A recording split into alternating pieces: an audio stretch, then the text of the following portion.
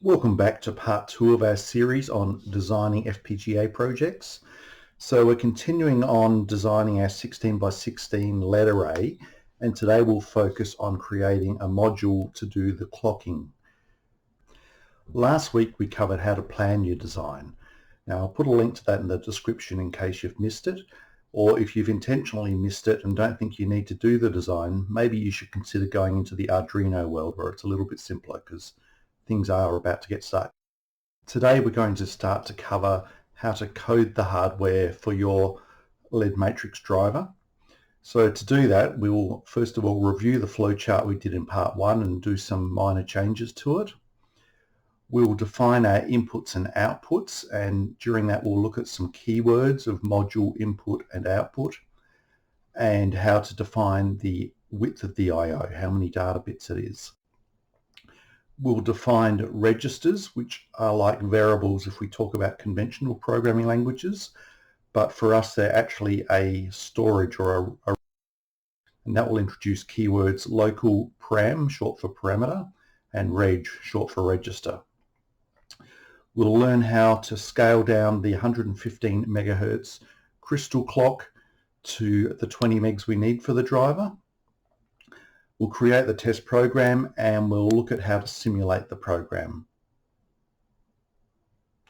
Now a quick recap of the flow diagram that we did in part 1, which has got a few little changes on it, mainly to do with the number of data bits, but this pinky red color is our main loop that controls the LED, and these blue colors are external modules. So this one here takes the data that was from the ROM and mixes in the color and passes it to us as a 24-bit RGB code, so the green, red, blue codes.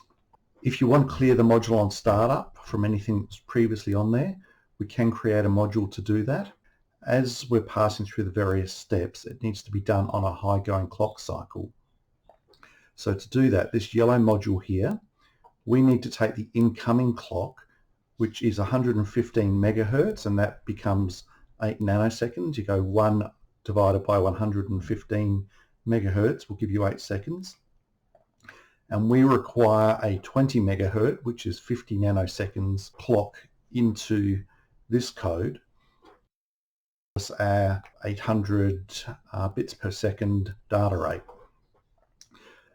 Now to get that, we can't quite get to 50 nanoseconds. So we're going to do, if we look at 6 lots of the 8 nanoseconds, that will give us 48 nanoseconds, which is close enough to the 50. So we're going to set our clock 50, which will be the name, we'll call it high on every 6 clock pulse. So that's the main thing we'll be doing initially. So the place we're going to start our coding is an online resource called EDA Playground. So you can find that by going to EDAplayground.com. I'll put the link to that down in the description. The beauty of this is you don't need to install any software and you can actually simulate your program and generate waveforms. So while you're designing, which is done over in this right-hand window, we can also do our Testbench. And within here, we've got a choice of languages we want to work in. So I'll be working in Verilog today, but you may also want to do things in VHDL or a few of the other languages. But the two main ones for FPGA are Verilog, which I find a little bit easier. VHDL is a lot more structured. Either one of them will work. Now I do recommend that you set yourself up an account. So over here you'll have a login, and it's a completely free process, no credit cards, nothing like that. But that will allow you to save your work and give you access to a few additional features. Now, before we start scripting, once we get to the simulation side, we will need to choose a tool. So there's a series of ones here that you can choose from. The one that I'm using is this one here. So we've got some previous versions. I'm not really sure what the differences are, but this one does work for Verilog. So that's the only thing we need to select in this side here. There's examples if you do want to look at them, but I'll leave that for your own time to have a look at. The first thing I like to do when I'm coding is to create a bit of a description we build this project up, we're going to end up with multiple files, and we need to have a good idea of what they're used for. So over on the right hand side, I've already pre-scripted this, so I'll just paste it in. It's a description of the who, when, where it was made, what the project is.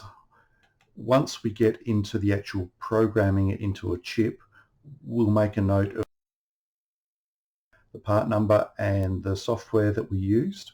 That's important, particularly the software, because between versions you may find there's compatibility differences. So if someone's then trying to burn this in the future, they may need to modify it to suit current version or install a tool that's an older version. A description of what we intend it to do. So basically we're going to receive a 24-bit word containing the different color intensities.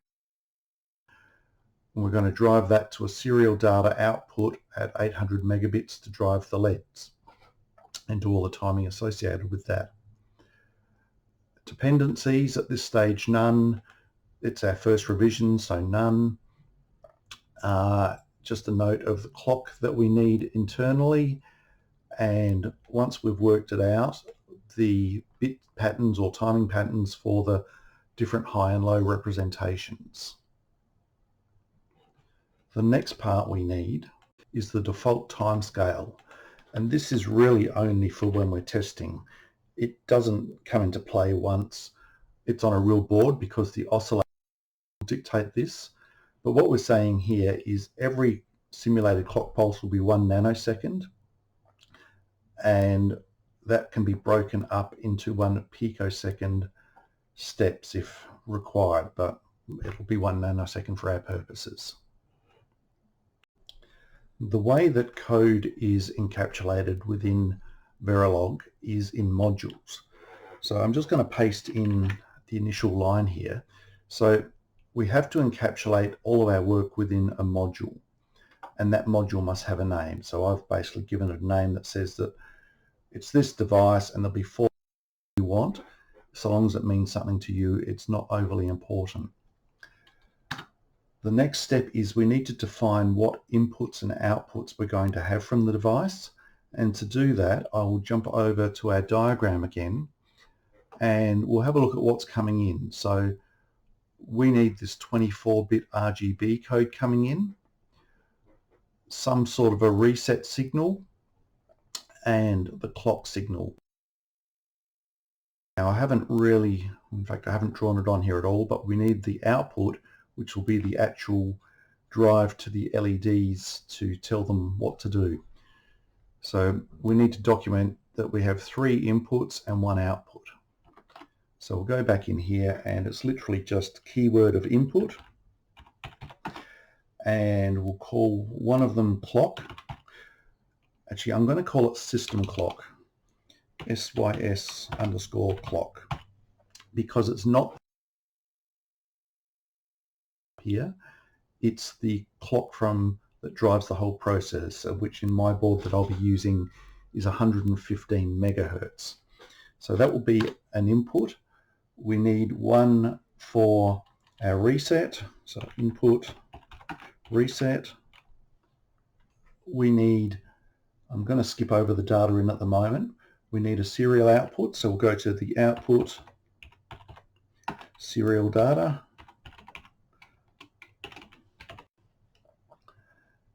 and the other input, it doesn't actually matter what order these are in. We'll go input again, and we'll call it data in. But we need something else, because if we go back here, it's 24 bits, whereas this is a single bit. The clock is a single bit, so this is just a high-low, but this is a parallel data of 24 individual bits, all being sent at the same time. And those bits are represented by the 8 bits of green, 8 bits of red, 8 bits of blue. So we'll be receiving that entire word of data in one parallel line. So if you're thinking of copper on a printed circuit board, we would have of data all coming in at the same time. And the way we represent that is at the start of the line, we need to put a square bracket and we state the upper size of the data bit, so 23, and it's going down to 0 and closing bracket space. So in most cases we work from the high byte being the leftmost data bit down to the low byte, and it's 24 bits, but we're counting from 0 into 23, which is 24 bits. Each of these lines we tail it off with a comma, except for the last one. And the last one is tailed off with a closing bracket and a semicolon. So the commas and semicolons and things, they sort of mix around a little bit, but you'll get the feel for it as we go through. All we've defined there is this is the representation of the physical wires or tracks on a circuit board that will interconnect this module with other modules that we're going to build. Now the reality is it won't be tracks on the circuit board in most cases, apart from maybe the serial out. It will be links to other modules with relation to all of the inputs in this case. But just in your mind, think of it as physical tracks for the moment, because if you were building it with old-fashioned electronics, these interconnections would be actual tracks. The next thing we need to do is define some constants that we'll be using within our code. Now, if you've come from a C, C++, or most other languages, you'll be familiar with defining something like an int constant, which holds a value. Within our system, we use the command local param. So I can go local param. So I need one that will store how many nanoseconds our clock needs to be. Now you might notice I've changed this from 50 to 48. I've just done a cut and paste and overlooked that. So I need a clock, so we'll go CLK 48, something like that. And we tail that off with a semicolon, which is what we finish most things like we do in C. But because we're working in binary, we need to specify how many bits of data. And like we did up here, we just put it in with the square brackets. Now, you may be able to do this straight in your head, which if you've done a lot of binary, it's probably straightforward, but we need to know what 48, how many bits of binary will that take? The standard Windows calculator has a programmer's tool. So if I click on decimal and type in 48, you'll see down here it tells me that's 1, 1 and 4 zeros. So that basically tells me that I'm going to need 6 bits of data to hold this value, so I need to go 6 minus 1 because we're going from 0 as our counting base, 5 down to 0, and our clock. So that will store a fixed value, and on the end of it I'm going to put equals 48, and that's now a constant that I'll be holding. Good practice to put what it's for. So 48 nanosecond clock counter start value. Okay, now we will need some other constants, but I'm just going to jump straight over to the other type of variable that we use, which is a register. And register is just reg, and again it's going to need the number of bits, unless it's 1 bit is the only reason you don't define that, and it's exactly the same format that we'll give it a name. We can give it an initial value, although I often don't with registers. The big difference between local parameter and register is you can consider local parameter as a ROM. It's a read-only value of 1 word. The register is like a RAM of 1 word, so we can read and write. And they can only be binary. You've got to stop integers and characters and strings and all the other types. All we have is 1s and 0s, so everything is binary at this point. So the first register I'll use will be to internally represent every time we want to create a clock pulse, so representing our 48 nanosecond has occurred. So this is telling us that it's 48 nanoseconds that we're counting up to. I'm actually starting to think I may not need that, but we'll leave it there. So I want a register that is my clock tick. We need any width because it'll be 1, and I'm going to make it an initial value of 0. So each time CLK 48 ticks, and need the double slashes there to make sure it's a comment. And the other one I need is some sort of a counter. So we know that up here we've said 48 nanoseconds, and on the previous slide, I'll just go back over to that one there. So we've said that we're going to be doing a 6 times 8 is 48, so we need to do a count of 6. So every 8 nanoseconds we're going to get a tick coming in, and we need to count that 6 times, which will equal our 48 nanoseconds. So we need another one that we'll call reg, and this one will need to be a wider one, and it's our clock count. And that is to count 6 system clock cycles. Okay, so because we want it to count to 6, we need to have it as a 2 down to 0, so 3 bits wide, and that will be where we start that count. All right, the next step. We need to create something that happens when the clock ticks, and we do that with an always command. So we start off this line with always. So in our case it will be system clock. So what this does, every time sys clock ticks, this will trigger. So what I'm saying by that is we're basically doing a test on this sys clock that if it is on the high going edge, the pos edge, we will always run whatever's in this next section below.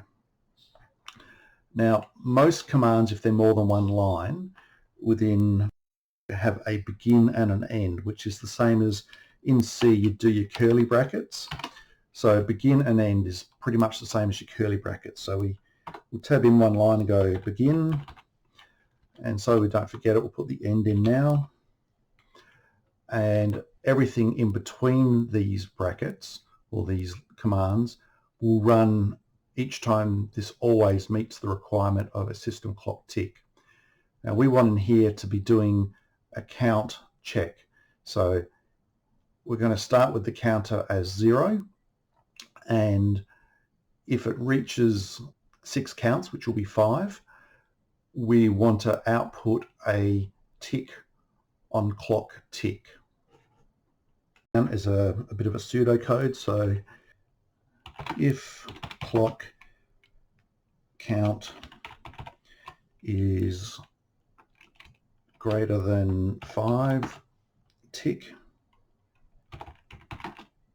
high. Basically going to do an if statement, so an else. We want to reset the clock, the count, and set tick low. So we do have a type of if then else, but it doesn't really work in quite the same mannerism. It's creating AND gates and NAND gates and things in the background, but it looks much the same. So we can go if CLK count that is what I called it, yep, is greater than or equal to 5, closing bracket. I'm not sure if this is case sensitive or not, but I will do it in lowercase.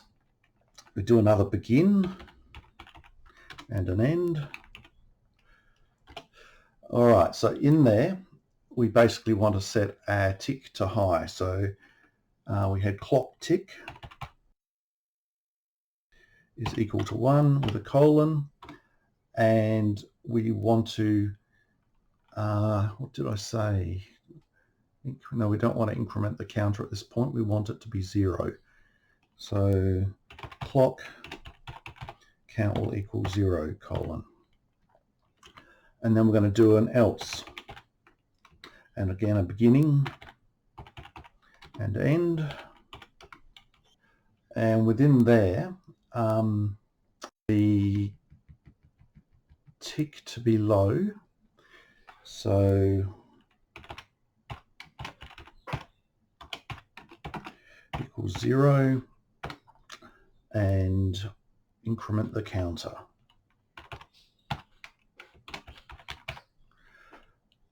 So we don't have the nice option as we do in C of the plus equal, so we have to literally make it equal itself and then plus 1.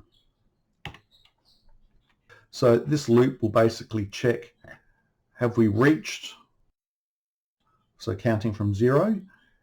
If we have, we'll set the pulse high and we'll reset the counter to 0. And for all other values, we'll have it at the clock as a low and set the count to increment by 1 until it gets back up to this 5 again.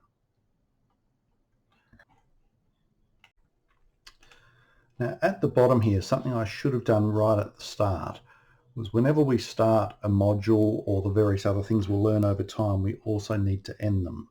So I need an end module down here, otherwise it will error.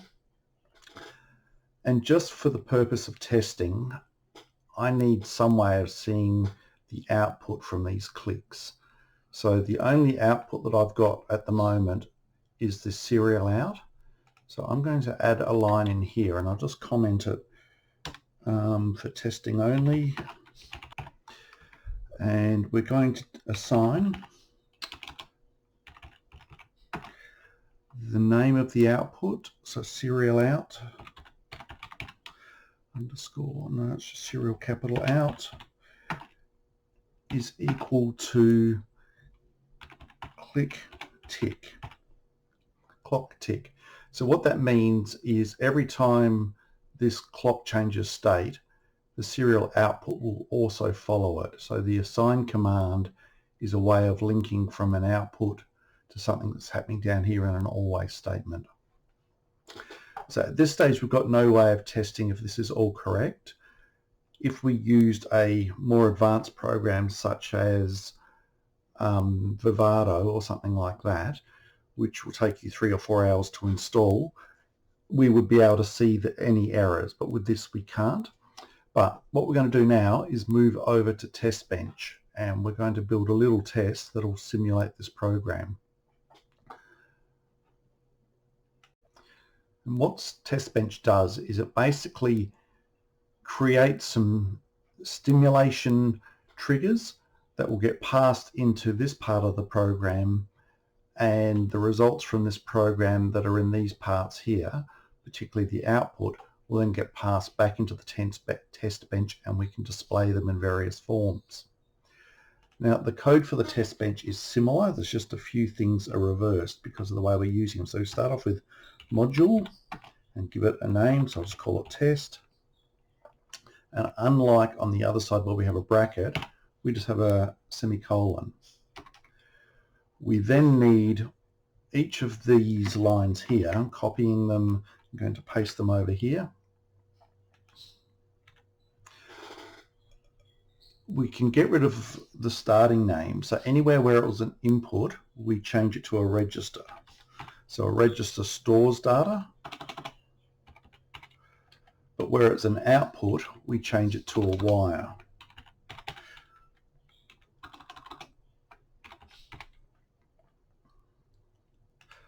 And the last one just needs a semicolon. So we've got comma, comma, comma, semicolon, whereas over here we had brackets enclosing it. Okay, so next we need to create an instance of this program.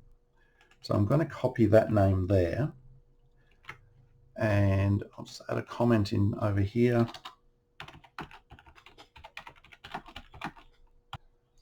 So I'll paste the name there, and I'm going to stick another name next to it, which I will call unit test.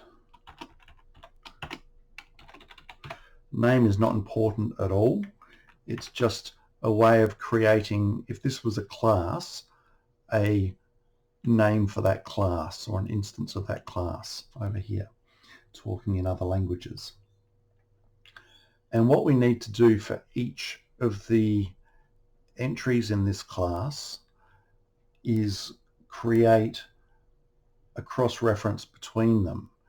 So I'll straighten these things up.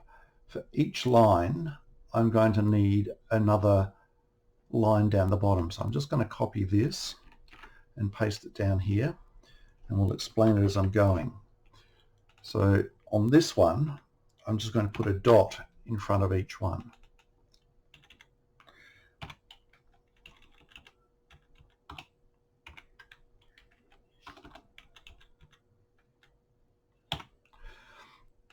And get rid of the comments at the end. Actually, no, I will need those comments. I'll leave them there. So what we're doing is we're taking the name of the individual part, and then we're going to say from the named item over here, we want it to connect to the named item over here. Now in our case, that could be the same name, but just for example, I'm going to change clock there to clock 1. In fact, I'll put a 1 after everything so it's clearer.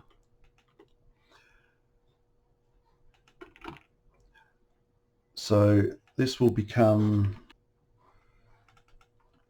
copy that one, stick it in here, the bracket, do the same for this one.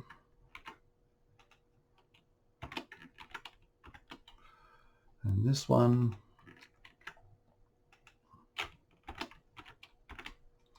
And that one. And you notice, no, you won't notice yet because I haven't done it, but I'm just about to delete this bit here. We don't need it in the bottom because we've already said how many data bits, and from over here it knows how many data bits. So what we're doing, just to reiterate that, is we're taking the name from the module that we're testing, and we're connecting that with a link to the test name. Okay, so they can be the same, they can be different. I've just made them different so it's a little bit clearer to see what's going on. And we'll just close this with the closing bracket.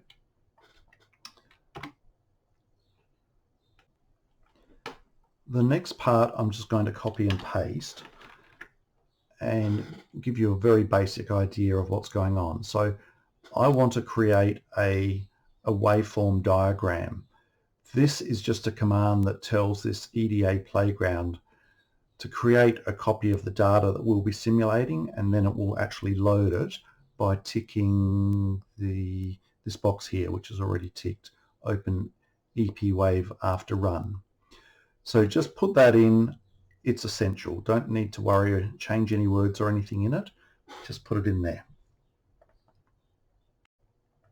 I'll just touch on the initial keyword there. The begin can be on the next line. So initial means that this will be initially run before anything else happens. So if I want to initialize any variables, I can do them in this part here. And we will come back to that in a sec. But I'm next going to put in an always statement. But I'm not going to put the at, post, edge or anything in there. I'm just doing always, which means it's unconditional. It's going to run regardless of what happens. So we'll do a begin end.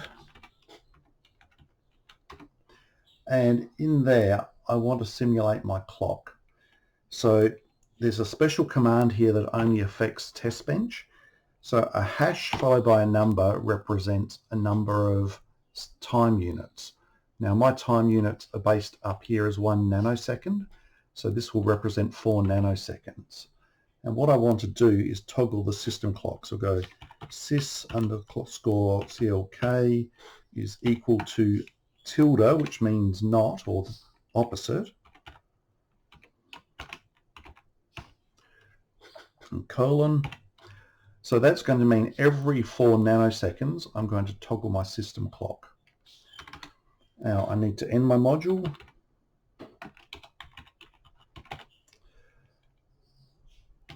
And if I run that, I believe it will run, but we may see some errors occur. So I'll just test that out.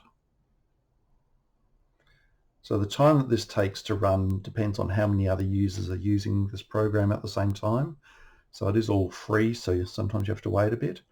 All right, so we've got some errors down here. Now, this will not always give you a really good explanation, but let's have a look. So it's saying in the function design, so the one on this side, at line 40, we've got an error there, which is not actually there. I can see above it. It's because I didn't put the colon when I did that one. And syntax error on Testbench line 4. Little differences that, like, I've cut and paste here, and because this isn't one that's enclosed in brackets, it's actually semicolons instead of commas at the end. So I'll just fix those up. Down here, because it is enclosed in a bracket, that one there should not have a semicolon on it. And my end module is actually an EMD module, so I'll change it to end. Okay. Now I know there's another error is going to come up, but I just thought I'd leave that in to show you. So we've got down here, line 27, could not find variable sys clock in test. I'm now on Testbench line 27, and it's sys clock. Because I put a 1 on my sys clock, it's also expecting that down here. Okay, let's try that. So I've got no errors. In a moment it should open up a dump file. Okay, it's not going to, and I've realized why. This is still running. It shouldn't be, so I'm just going to stop it. What we have done is given it an infinite loop. So this program is literally running through this always, but it doesn't know when to stop. So I need to add a stop period. So we're going to put another initial in. And in there I need to put a time. So I'll say hash 500 nanoseconds. And I think the command is $finish. Finish. I think it has a colon. Just try that.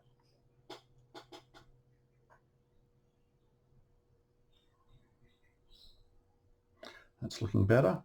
Okay, so we've got our traces here, but I'm not actually seeing any transitions on them. So I've just got to go back and check what that is. But so we've got our reset pulse, which we're not doing anything with. Our data in, we're doing nothing with.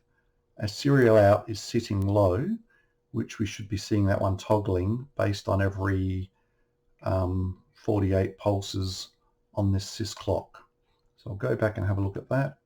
The simple things that you overlook in this, and you really have to think these things through while you're designing. So down here I'm telling it to change the state of the system clock every time, but it doesn't know what the initial state is, so there's no way it can change it to the opposite. So what I need to do is put in my initial part an initial value, which I'm going to make 0. So that will come through, set it up as 0, and then when it hits this, it will toggle it to 1 after 4 nanoseconds, and next time it will toggle it back to 0. So if I run that now, I believe we should see a waveform. Okay, sometimes you'll get an error on this page. If it does, just close it in the corner here and rerun it, but this time it's come through. So we're now getting that it should be every 6th high going pulse, so that's our high edge there.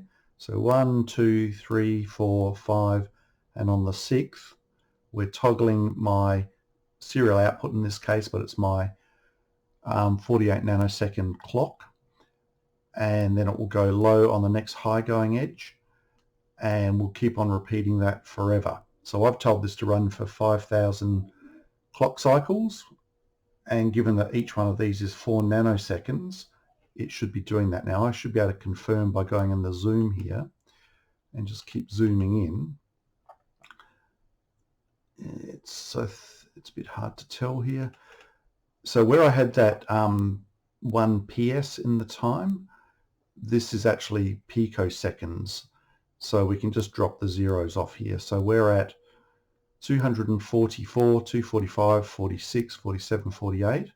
So there's my 4 nanoseconds, or 4,000 picoseconds. And you'll find that that will pulse, if I zoom it back out a little bit. So we'll just take it from the middle one here. So 24 up to 28 and a bit. So that's our 4, that should be 48 in there somewhere.